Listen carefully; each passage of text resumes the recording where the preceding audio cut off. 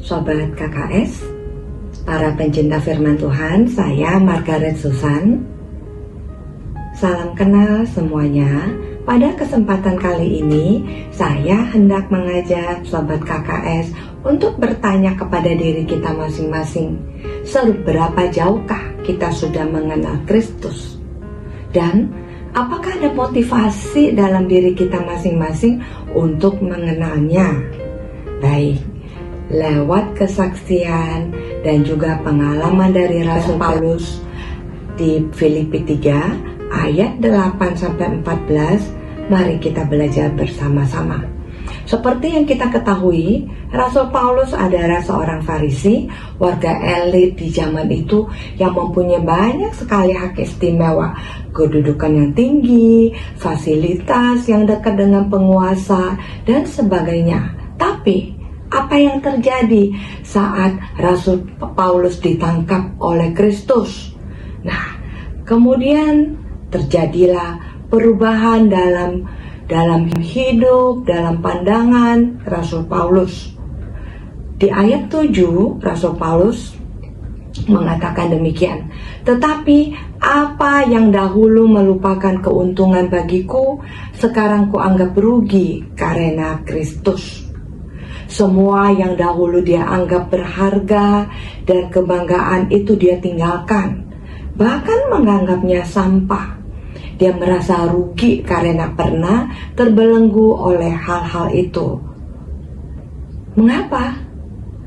Karena Rasul Paulus telah menemukan yang utama dalam hidupnya, yaitu Kristus. Mari kita lihat lebih detail. Semua ini terjadi di saat Rasul Paulus berjalan ke Damsyik.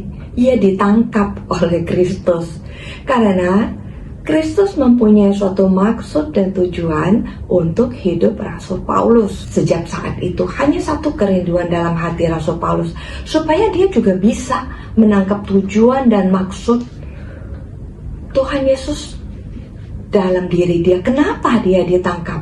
Mulai saat itu Paulus mulai melihat tujuan hidup yang dihadapannya itu tuh lebih mulia, lebih tinggi, bahkan lebih sempurna. Dan itulah yang ingin dia capai. Dan sejak saat itu timbul rasa dahaga yang begitu besar di Rasul Paulus untuk lebih mengenal Yesus. Siapakah Yesus itu? Mengapa dia dipanggil? Mengapa dia ditangkap? Mengapa dia dicalikan? Kemudian Rasul Paulus bersyukur atas pengenalannya dengan Yesus.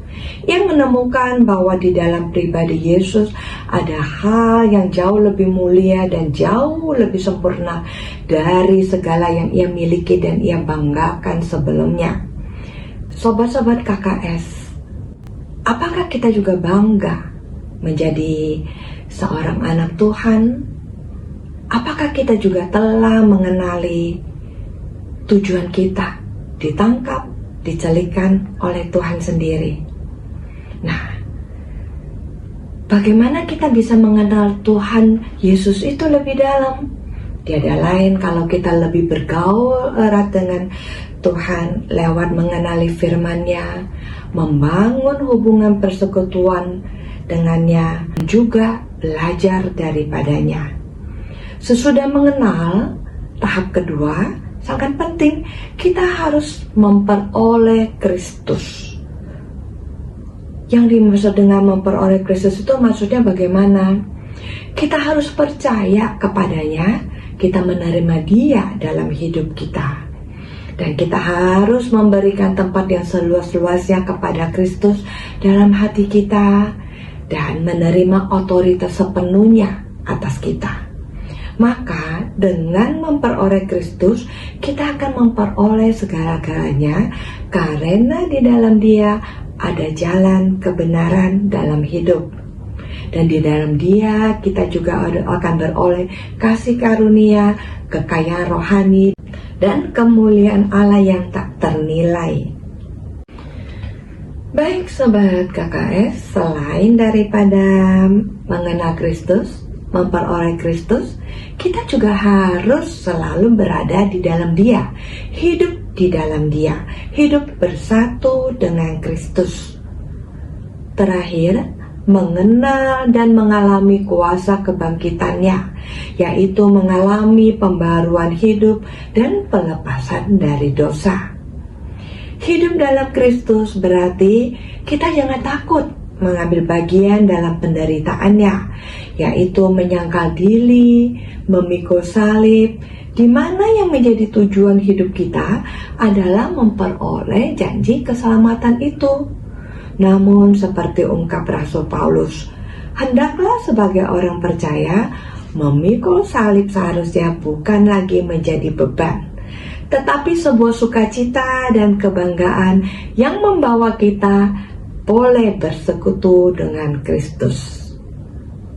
Dan hadiah apa yang menanti kita Sobat KKS?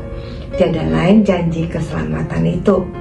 Semoga pada saat kedatangan Tuhan Yesus, kita semua ada di dalam daftar yang boleh beroleh kebangkitan dari antara orang mati.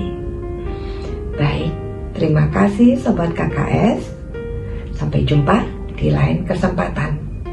Tuhan Yesus memberkati. Terima kasih.